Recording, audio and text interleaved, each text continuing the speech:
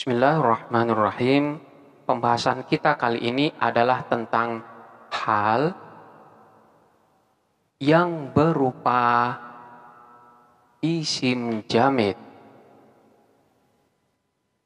Pada dasarnya, hal tidak boleh berupa isim jamid. Dia harus berupa isim mushtaq. Namun, di dalam beberapa kondisi, hal boleh berupa isim jamid. Di antara kondisi-kondisi tersebut, ada kalanya isim jamid yang berkedudukan sebagai hal tersebut dapat ditakwil, jadi mu'awwal, sehingga dia nanti bentuknya akan menjadi isim mushtaq. Dan ada kalanya isim jamid tersebut tidak perlu adanya penakwilan. Jadi di sini terdapat dua kondisi. Ada kalanya isim jamid tersebut ditakwil maknanya sehingga menjadi isim mushtaq, dan ada kalanya tidak perlu ditakwil. Untuk yang ditakwil, ini yang pertama, manakala hal tersebut berupa musyabbah bih. Musyabbah bih di sini adalah kalimat yang diserupakan atau yang menjadi objek penyerupaan, seperti lafaz karro Khalidun asadan alal aduwi. Karro menyerang, Khalidun, siapa Khalid? Asadan, padahal bagaikan singa, alal aduwi, terhadap musuhnya. Khalid menyerang musuhnya dengan keberanian bagaikan singa. Lafaz asadan di sini kedudukannya sebagai hal. Bentuk daripada lafaz asadan di sini bukan isim mushtaq, melainkan sebagai isim jamid. Namun secara makna dia dapat ditakwil dengan isim mushtaq. Takwilannya adalah syuja'an kal asadi. Jadi maknanya adalah karro Khalidun syuja'an kal asadi. Karro menyerang Khalidun, siapa Khalid? Syuja'an, padahal berani, kal asadi, bagaikan singa, alal adui, terhadap musuhnya. Jadi dengan keberanian yang bagaikan singa, Khalid itu menyerang musuhnya. Contoh yang lain seperti lafaz wadduha al-haqqu syamsan. Wadduha, terang dan jelas, al-haqqu, apa kebenaran itu, syamsan, padahal bagaikan terangnya matahari. Di sini lafaz syamsan kedudukannya sebagai hal yang menjelaskan tentang al-haqqu, bahwa kebenaran itu keadaannya bagaikan matahari.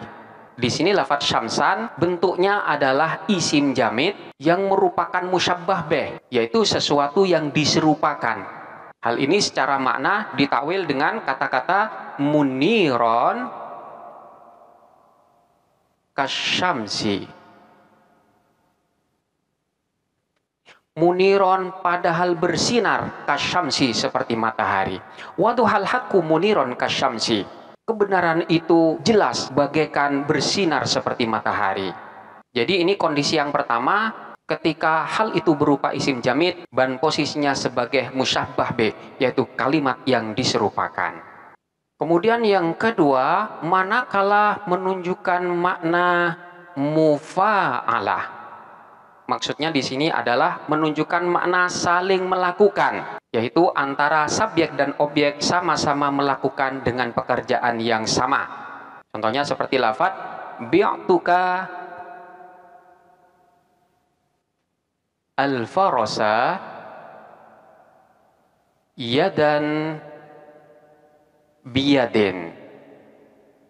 Bi'tu, menjual siapa saya, ka, kepadamu, al-farosa, kepada kuda, yadan biyadin, padahal dalam keadaan cara langsung.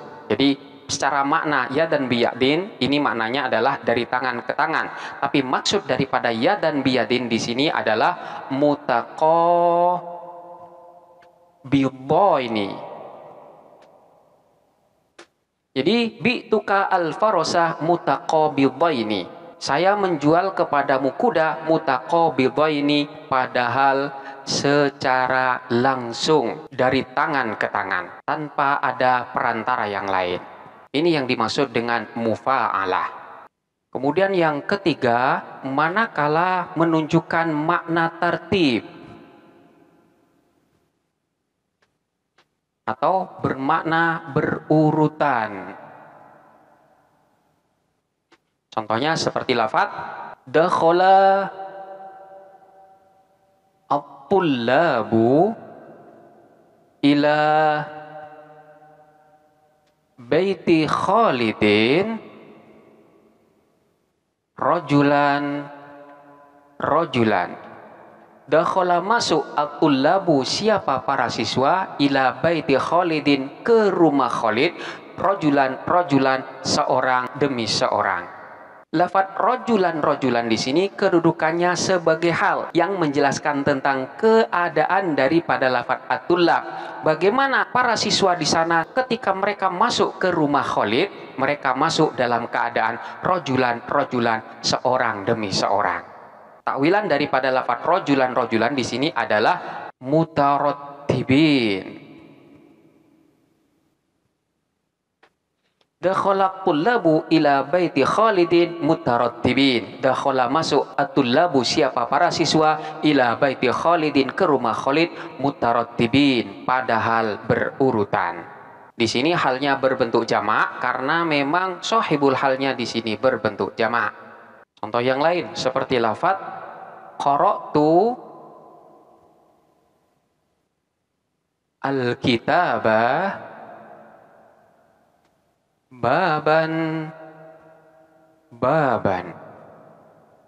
Qara'tu, membaca siapa saya, al-kitaba, kepada kitab, baban, padahal bab per bab. Makna daripada baban di sini takwilannya adalah mutarattiban. Qara'tul kitaba mutarattiban, saya membaca al-kitaba, kepada kitab, mutarattiban, padahal berurutan. Lafaz baban di sini adalah merupakan isim jamid yang kedudukannya sebagai hal. Hal ini diperkenankan karena lafaz baban mengandung makna tertib atau berurutan dan dapat ditakwil secara makna dengan kata-kata mutarattiban. Kemudian kondisi yang keempat adalah manakala hal tersebut berupa masdar asli. Jadi masdarnya di sana adalah masdar asli. Contohnya seperti lafaz ra'aitu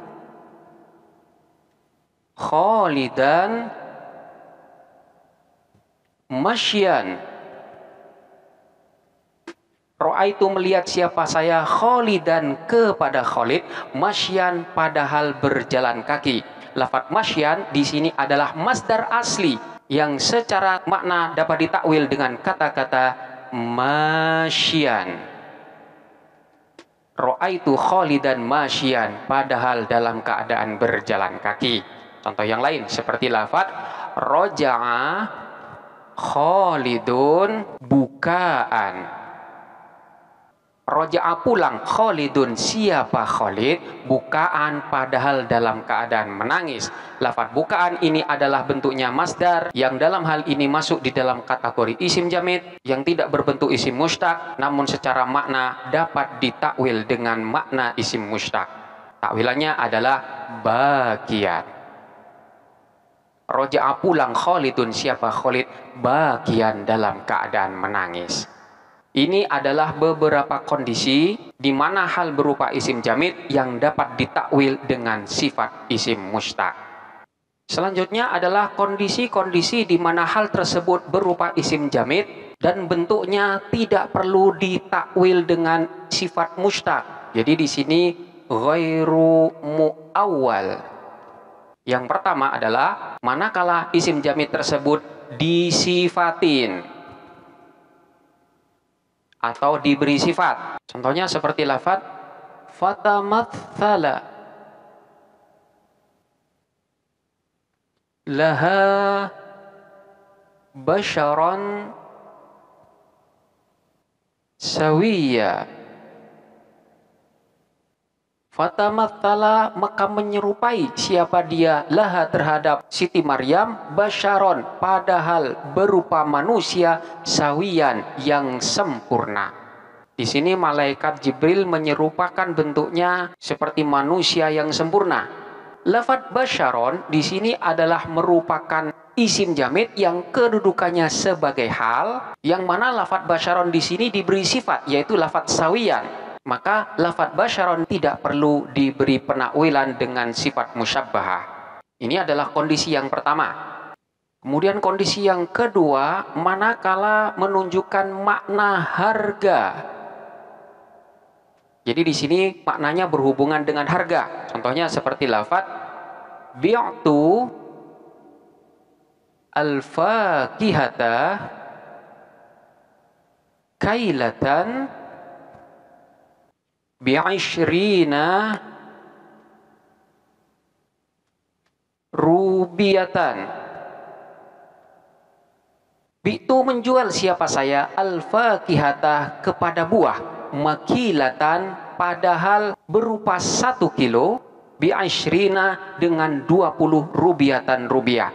Saya menjual buah yang keadaannya 1 kilo harganya 20 rupiah. Lafadz makilatan ini adalah merupakan isim jamid yang kedudukannya sebagai hal. Karena memang di sini maknanya berhubungan dengan harga, yaitu bi'ashrina rubiah, maka isim jamid yang kedudukannya sebagai hal ini tidak perlu ditakwil. Ini yang kedua. Kemudian yang ketiga, manakala maknanya berhubungan dengan hitungan. Contohnya seperti lafadz uktumila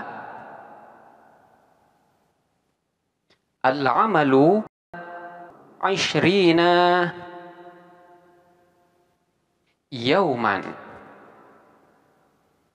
Uktumila disempurnakan atau diselesaikan, al-amalu apa pekerjaan itu, 20 yauman padahal selama 20 hari. Di sini lafadz aishrina kedudukannya sebagai hal dan dia berupa isim jamid yang berhubungan dengan hitungan. Aishrina 20 dan 20 ini termasuk hitungan. Dan di sini tidak perlu ditakwil dengan sifat mushtaq. Contoh yang lain seperti lafadz fatamma miqatu rabbihi arba'ina lailatan. Fatamma maka sempurna, miqatu rabbihi apa waktu yang ditentukan Tuhannya, arba'ina lailatan padahal 40 hari. Waktu yang telah ditentukan oleh Tuhannya itu telah sempurna selama 40 hari. Lafadz arba'ina adalah kalimat isim jamid yang kedudukannya sebagai hal. Namun hal di sini berhubungan dengan hitungan, maka lafadznya tidak perlu ditakwil dengan sifat mushtaq. Kemudian kondisi yang keempat adalah manakala hal itu merupakan macam dari sahibul halnya. Contohnya seperti lafadz hadza maluka zahaban. Hadza adapun ini, maluka ialah hartamu, zahaban padahal berupa emas. Lafadz zahaban adalah merupakan isim jamid yang kedudukannya sebagai hal, namun dalam susunan ini zahaban adalah merupakan macam daripada sahibul halnya. Lafadz zahaban ini tidak perlu ditakwil dengan sifat mushtaq. Kemudian kondisi yang kelima, manakala hal merupakan cabang atau bagian dari sahibul halnya. Contohnya seperti lafadz watanhituna al-jibala buyutan. Watanhituna dan memahat siapa mereka al-jibala kepada gunung-gunung, buyutan padahal sebagai rumah. Lafadz buyutan ini adalah merupakan isim jamid yang kedudukannya sebagai hal, dan hal ini adalah merupakan bagian daripada sahibul halnya. Jadi gunung-gunung itu dipahat, yang sebagian daripada gunung itu dijadikan rumah-rumah bagi mereka. Sehingga rumah-rumah hasil pahatan dari gunung itu merupakan bagian dari gunung. Kemudian yang keenam adalah hal adalah asal dari sahibul hal. Artinya, sahibul hal itu terbuat dari hal. Contohnya seperti lafaz hadza khatamuka zahaban. Hadza adapun ini, khatamuka ialah cincinmu, zahaban, padahal terbuat dari emas. Jadi cincin ini terbuat dari emas. Lafaz zahaban ini adalah isim jamid yang kedudukannya sebagai hal dan dia merupakan asal daripada sahibul hal. Di sini tidak perlu adanya penakwilan berupa sifat mushtaq. Contoh yang lain seperti lafaz asjudu liman khalaqta tinan. Ini adalah perkataan iblis. Asjudu, apakah harus sujud siapa saya? Liman, terhadap orang khalaqta yang telah menciptakan siapa engkau Allah tinan, padahal terbuat dari tanah liat. Apakah aku harus sujud kepada orang yang berasal dari tanah liat? Lafaz tinan ini adalah isim jamid yang kedudukannya sebagai hal yang menjelaskan kondisi daripada sahibul hal, yang dalam hal ini lafaz man, yaitu man khalaqta, yang mana man khalaqta itu diciptakan oleh Allah berasal dari tinan. Jadi asal sahibul hal itu berasal dari halnya, bahwa orang yang diciptakan oleh Allah, yang dalam hal ini adalah Nabi Adam, itu diciptakan dari tanah liat. Ini adalah kondisi yang ketujuh, dan di sini tidak perlu ada penakwilan dengan sifat mushtaq. Kemudian kondisi yang ketujuh adalah manakala hal itu menunjukkan sesuatu yang memiliki keistimewaan atau kelebihan. Sekali lagi, yang ketujuh ini adalah manakala hal tersebut adalah sesuatu yang memiliki kelebihan atau keistimewaan. Contohnya seperti lafaz Khalidun ghulaman ahsanu minhu rajulan. Khalidun, adapun Khalid, ghulaman, padahal seorang anak, ahsanu ialah lebih baik atau lebih bagus, minhu dari itu gulam, rajulan, orang laki-laki. Jadi Khalid itu adalah seorang anak yang keadaannya memiliki keistimewaan atau kelebihan dari orang laki-laki yang lain. Lafaz gulaman di sini adalah isim jamid yang kedudukannya sebagai hal, dan di sini diperkenankan karena lafaz gulaman mengandung makna sesuatu yang memiliki kelebihan atau keunggulan dibandingkan dengan yang lainnya. Ini adalah beberapa kondisi-kondisi di mana hal diperkenankan berupa isim jamid, baik isim jamid tersebut ditakwil dengan sifat mushtaq maupun yang tidak perlu ditakwil dengan sifat mushtaq. Selanjutnya silahkan dipelajarin dengan seksama dan sampai jumpa pada pembahasan berikutnya.